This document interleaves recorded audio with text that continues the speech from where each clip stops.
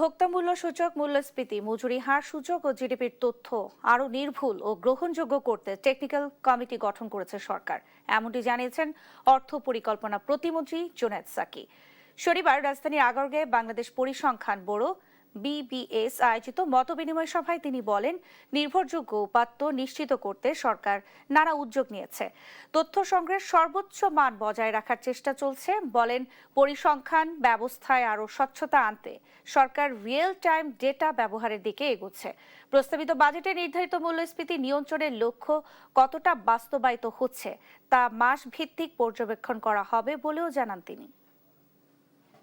আমাদের যে পদ্ধতিগুলো সেগুলো নিয়ে স্টেক হোল্ডারদের সাথে আমরা কনসাল্ট করার চেষ্টা করেছি। এটা কেবলমাত্র এই সিপিআই এবং ইনফ্লেশনের ক্ষেত্রে নয়, জিডিপি ক্যালকুলেশনও আপনারা জানেন যে এই বাংলাদেশ পরিসংখ্যান ব্যুরো এবং এই এসআইডি থেকেই করা হয়।